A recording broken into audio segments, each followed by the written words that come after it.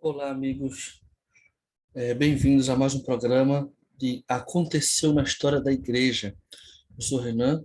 Esta é a oitava semana, o oitavo vídeo que eu estou preparando aqui para o canal Estandarte da Liberdade, que é administrado pelo irmão Antônio Carlos, a quem eu agradeço pelo espaço, para falar sobre coisas importantes da nossa história, né, da história da igreja e da história dos santos dos últimos dias, né? Porque não é só a igreja institucionalmente que faz a história. Nós, como indivíduos, como sociedade, também temos muito a contar. Eu quero começar o vídeo de hoje, na verdade, falando de algo da semana passada, porque no domingo passado, dia 13, eu, o irmão Antônio Carlos, a irmã Ludmila, o irmão Tiago Barbosa, a gente fez uma live aqui no canal, tá salvo aí o vídeo para vocês assistirem. Se vocês não assistiram, revejam aí, né? É só a gravação, mas foi muito bom o nosso debate, a nossa conversa, né? Assista também todos os domingos, o irmão Antônio Carlos apresenta o programa Conversa de Domingo, ele sempre traz alguns convidados para falar de temas interessantes. E no domingo passado a gente falou sobre a história da igreja, como estudar a história da igreja, né? Como a história da igreja fortalece o nosso testemunho, ou pode nos ajudar a fortalecer o nosso testemunho. E eu quero começar, esse vídeo a gente sempre faz apresentando, né, acontecimentos históricos dos próximos dias. Hoje, sábado, 19 de fevereiro, é o primeiro dia dessa sequência. Vamos ver acontecimentos até o dia 25 de fevereiro dos anos passados. Mas eu quero começar falando com você sobre as fontes da minha pesquisa aqui, né? De onde é que Renan tira tanta coisa, tanta informação? Ele tem tudo de cabeça, ele tira de uma cartola mágica? Não, né? Primeiro, o irmão Antônio Carlos tem uma relação já de eventos, ele me passou e eu uso como uma base, mas eu acrescento várias outras informações, né? Uma fonte que eu pesquiso bastante é essa daqui, História Cronológica, ou Cronologia Histórica, não sei como seria exatamente essa Historical Chronology, da Igreja de Jesus Cristo dos Santos dos Últimos Dias. Isso está publicado no Church News. Infelizmente, isso aqui só está disponível em inglês, certo? Mas é uma seleção de datas importantes para a história da igreja. E está organizado dessa forma, olha, desde 1820, né, a gente não tem aí o dia exato, mas falei que é na primavera, desde a primeira visão. E essa cronologia, ela foi publicada, vocês podem ver aqui, em 2010, né, na verdade foi atualizada aí, eu não sei quando ela foi publicada pela primeira vez, vai de 1820 até 2008. Os últimos acontecimentos aí são do ano 2008. Claro, muita coisa aconteceu nesses últimos 12 anos, né? Mas, aliás, 12 não, 14. Então, 2022, nesses últimos 14 anos. Mas mesmo assim, tem muita coisa boa, muita coisa interessante. Infelizmente, não, nem tudo acaba sendo relevante para esse debate aqui, até porque, por exemplo, aqui tem uma data de 11 de agosto. O presidente Monson faz uma visita ao presidente do Panamá e sua esposa. Se eu fosse mencionar todas as vezes que os presidentes da igreja se encontraram com presidentes de países, minha nossa, a gente tem que fazer um vídeo só disso. Então, nem tudo eu acabo trazendo. Eu sempre analiso várias informações e filtro o que eu, no momento, acho que seria mais interessante. Cada semana eu faço isso, né? Outra fonte interessante que eu pesquisei foram esses resumos históricos nos livros Ensinamentos dos Presidentes da Igreja. Esse aqui é um exemplo do presidente David O. McKay. Eu consultei todos, né, de Joseph Smith até Gordon B. Hinckley, esses 15, e aqui é uma cronologia da vida deles, mas também fala muita coisa interessante sobre a história da igreja, né? Sobre seu serviço, né? Coisas que eles fizeram quando eram apóstolos, membro do Conselho dos Doze, né? Membros da primeira presidência e presidentes da igreja mesmo. É uma fonte interessantíssima.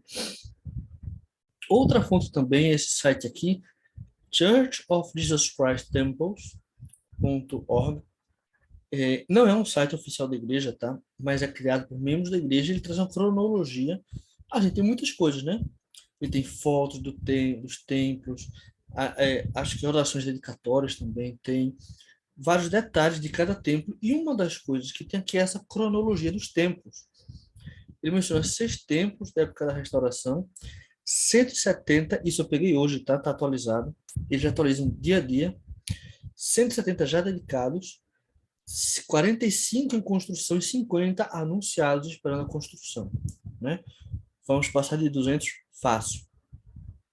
Aqui os primeiros, por exemplo, Independence, Kirtland, Far West, né?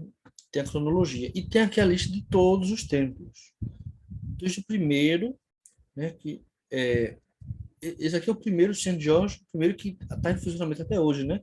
Esses outros aqui não estão mais em funcionamento. E tem todos, olha, o templo, a ordem, né?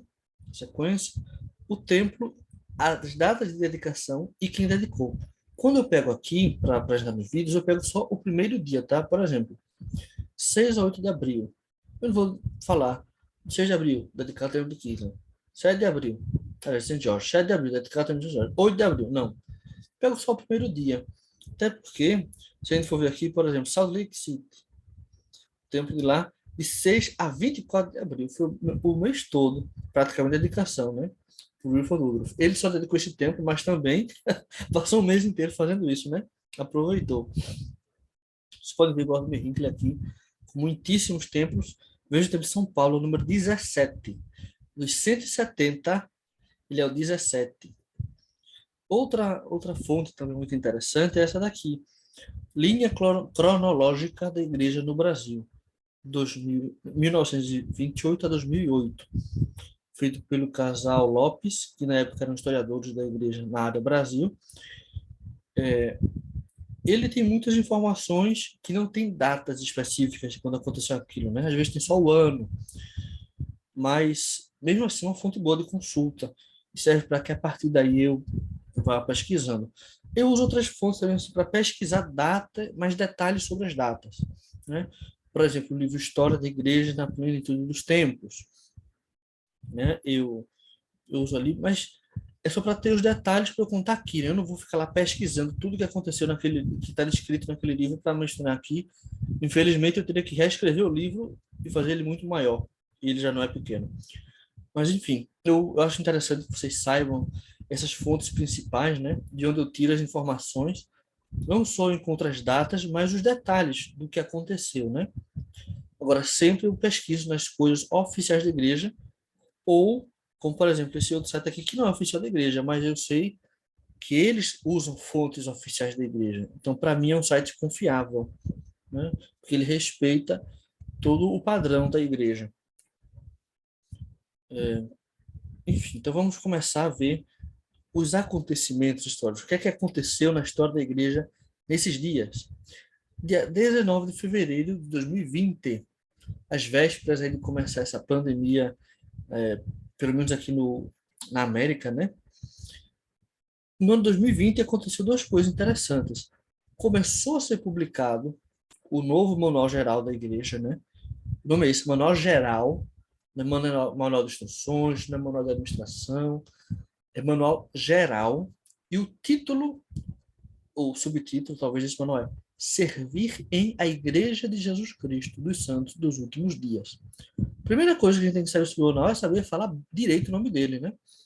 Se a gente não sabe nem dizer o nome do manual certo, imagine saber as instruções, as regras que tem aí. E esse manual não é só de instruções e regras, ele ensina muita doutrina, ele traz conceitos, ele traz princípios. É um manual muito diferente, muito mais extenso, porque ele inclui muitos assuntos que não eram falados nos outros manuais. E ele hoje já está completo em inglês e está sendo completado, né, em português, espanhol e nos outros idiomas. Esse mesmo dia foi lançado um novo código de honra do sistema educacional da igreja. Na verdade, não é para todo o sistema educacional da igreja, ele se aplica aos alunos de faculdades e escolas da igreja e aos funcionários do sistema educacional, né? Ou seja, alunos de instituto e seminário não estão incluídos, mas os funcionários do SEI, sim. Os alunos de universidades da igreja também devem obediência a esse código de honra, né? Esses padrões aqui. E ele também tem muitos princípios, é muito resumido. Ele, por exemplo, fala sobre a lei da castidade. Não tem as regras da lei da castidade ali, mas claro que aquela norma que está definida pela igreja é a norma que deve ser obedecida em função desse código de honra. Então, ele é um código mais de princípios e faz referência às normas gerais da igreja. Por isso é interessante a gente saber sobre ele. Ele está bem alinhado com esse manual geral, tanto que foram publicados, né, no mesmo dia. 21 de fevereiro. Vejam que coisa bonita.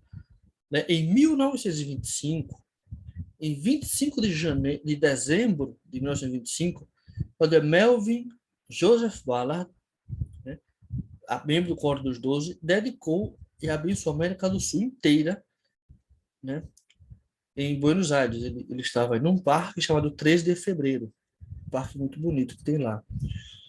E em 2014, dia 21 de fevereiro, o Elder Melvin Russell Ballard, neto desse primeiro Elder Melvin Ballard, dedicou à Argentina. Por quê?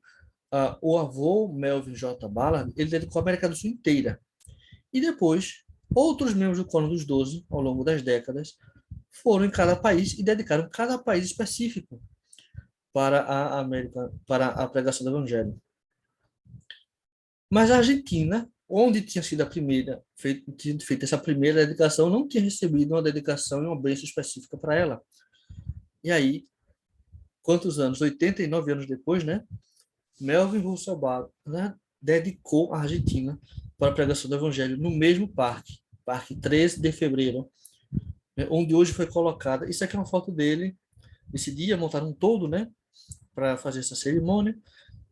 Depois colocaram essa pedra aqui com essa placa comemorativa que diz aqui, né, tem um trecho da oração dedicatória feita pelo primeiro da Bala, de 25 de dezembro de 1925, e também tem uma referência aqui, dia 21 de fevereiro de 2014, desse mesmo parque, o M. Russo Ballard fez essa outra dedicação. Eu conheci esse lugar e realmente é um lugar muito bonito.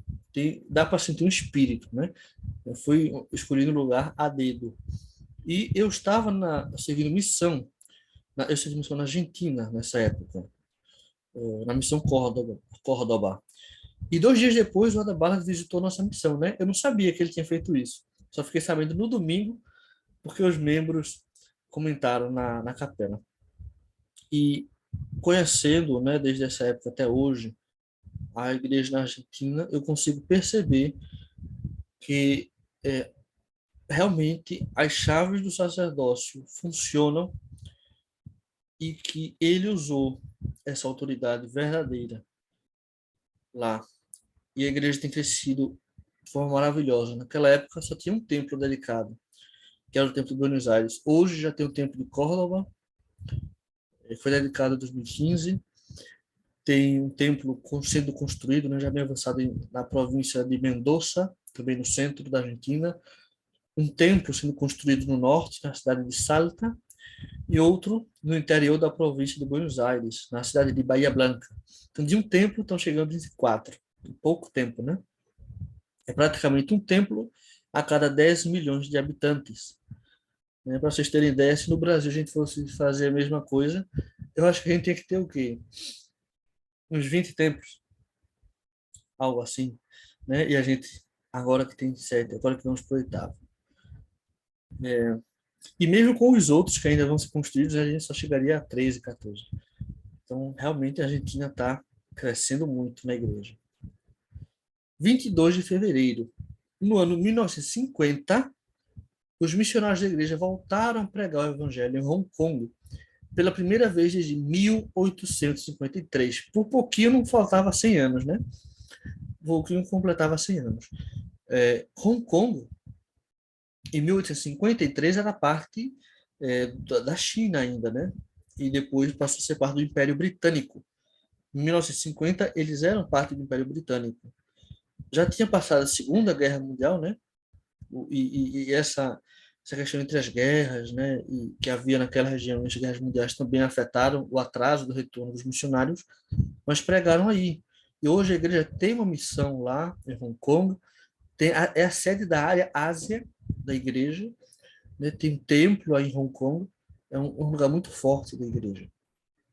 Em 1979, como eu disse a vocês, né, membros do Coro dos Doze, de vez em quando, em suas visitas na América do Sul, dedicavam alguns países para a pregação do Evangelho. Em 22 de fevereiro de 79, o presidente Ezra Taft Benson, do Coro dos Doze, estava em visita na América do Sul e ele dedicou o Paraguai para a pregação do Evangelho no Jardim Botânico de Assunción, que também é um lugar belíssimo. Eu não estive lá, mas já vi por fotos, né, e foi um momento muito especial para esse país. E em 22 de fevereiro de 2004, o presidente Gordon B. Hinckley rededicou o Templo de São Paulo. Como é algo no Brasil e relativamente recente, 2004, veja, 18 anos. Talvez muitos de vocês se lembrem, mas muitos não, né? O Templo de São Paulo foi o primeiro da América Latina, né? Atendia a todos os membros da América do Sul. Hoje atende só aos membros mais próximos mesmo da cidade de São Paulo. E na véspera foi feita uma grande celebração cultural, né? Tem vídeos disponíveis disso, vocês podem pesquisar e encontrar. E o presidente Hinckley, né, teve esse papel fundamental na preparação para essa rededicação, a reforma do Templo de São Paulo. E muitos templos, né, ele rededicou o Templo de São Paulo, mas antes ele dedicou o Templo de Campinas, o Templo de Recife, o Templo de Porto Alegre. Se tivesse ficado vivo um pouquinho mais, tinha dedicado mais tempo por aqui. E em 23 de fevereiro de 1833, pela primeira vez, foi dada uma revelação sobre a palavra de sabedoria, que na verdade é a lei de saúde do Senhor. É uma lei, é um mandamento de saúde física e espiritual. A gente chama de palavra de sabedoria porque essa revelação era uma palavra de sabedoria. O mandamento é a lei de saúde do Senhor, de saúde física e espiritual. Tanto é que em Doutrina e Convênios, seção 89, onde está registrada essa revelação, diz que isso não é um mandamento. É só uma palavra de sabedoria, né? Depois é que a palavra de sabedoria se tornou um mandamento, uma lei. Então, de um conselho sábio passou a ser um mandamento aos poucos, gradativamente. Demorou o quê? Uns 100 anos para a palavra de sabedoria ser uma coisa tão séria na igreja como é hoje. Vejam que até hoje a gente está recebendo revelações. Em 2019, a primeira presidência anunciou uma atualização, um esclarecimento sobre a postura da igreja em alguns assuntos específicos, como o café, o uso da maconha e outras drogas com uso medicinal, né? Então a revelação não acabou. Começou com aquela revelação da palavra de sabedoria e até hoje o Senhor revela coisas e ele ainda revelará muitas coisas importantes relativas ao reino de Deus. Eu termino aqui essa apresentação agradecendo a vocês por assistirem, por sempre estarem participando. Eu fico muito feliz por ter recebido comentários de pessoas. Teve um vídeo que uma irmã comentou comigo que ela chorou em um trecho quando o presidente Howard Hunter, né, foi falar num devocional na BYU, foi interrompido por um meliante, né, um criminoso, uma atitude totalmente irresponsável. E os membros da igreja que estavam ali no momento cantaram graças damos a Deus por um profeta. Isso distraiu o rapaz e a segurança conseguiu soltar o Planet Hunter das mãos dele. E depois, quando o rapaz saiu, eles cantaram, cantando louvamos, para retomar o espírito da reunião e tudo continuou, quase como se nada tivesse acontecido. Né? Isso tocou aquela irmã, talvez alguma coisa toque vocês. Eu acredito na história da igreja, que tem um potencial muito bom para nos lembrar princípios, para nos fortalecer. Nada disso aconteceu por acaso. A gente vê a mão do Senhor em cada coisa. Eu vejo a mão do Senhor nisso aqui, nesse programa que eu tenho feito. Quantas coisas eu tenho aprendido com vocês. Espero que vocês compartilhem isso com outras pessoas, para que todos possam ser parte dessa mudança, que a gente possa dar mais valor à nossa história, porque é a história que define quem nós somos. E com essas palavras, né, com meu agradecimento a vocês, eu termino essa apresentação e espero vocês na semana que vem. Até lá.